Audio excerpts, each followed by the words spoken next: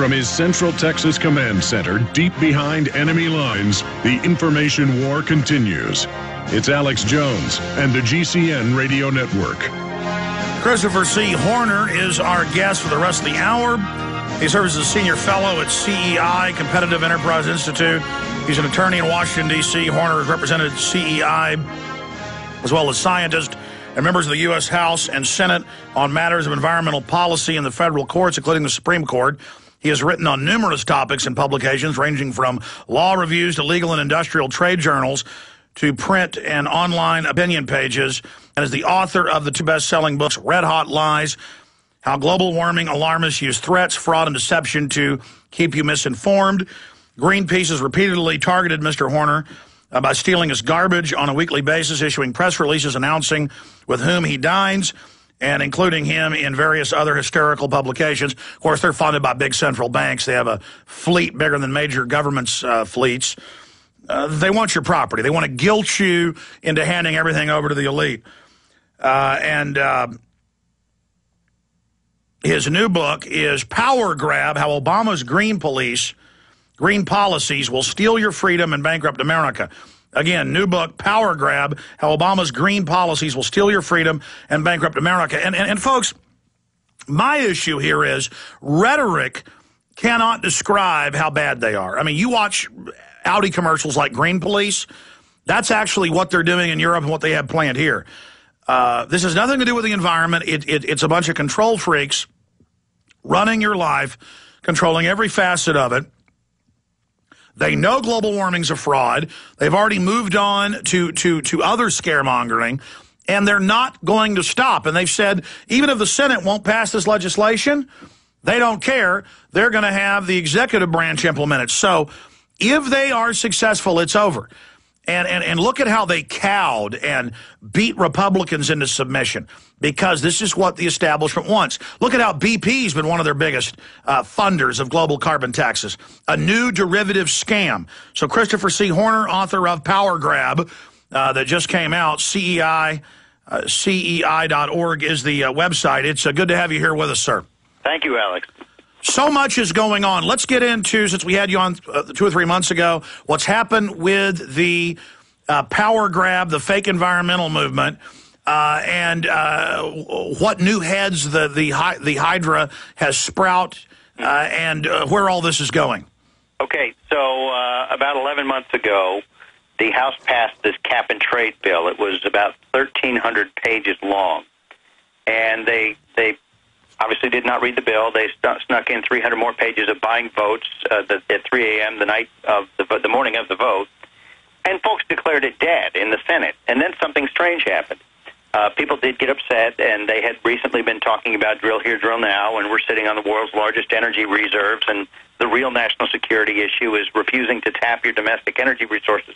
We won't pass an energy rationing scheme, right? Well, about 2.5 weeks ago, 3 weeks ago, Harry Reid, the Senate Majority Leader, openly said to Washington papers Politico and I think The Hill that he was going to suspend the committee process in the Senate in order to cram cap and trade down, but they decided they wouldn't call it cap and trade.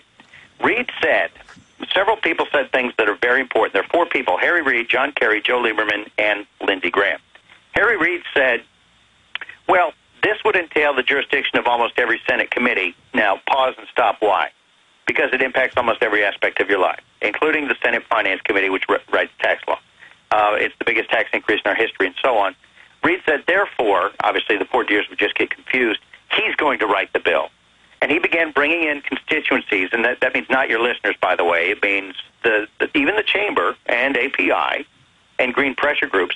And he asked them, what do you need in order to support this bill?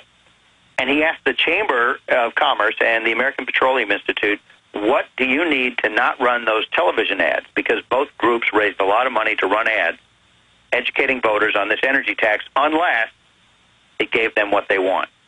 And so far, it appears they probably got what they want, which is essentially a gas tax on top of the light switch tax to give to funnel money to projects. And now they're claiming, I've heard them on the news, oh, there's a new bill in the Senate to fund the cleanup in the Gulf. How convenient that this BP spill happened when they're one of the biggest pushers of the carbon tax. And how convenient they wouldn't put the booms in early in Louisiana and Mississippi and Florida and are letting the oil come in. Oh, I'm afraid they have to have their taxes now.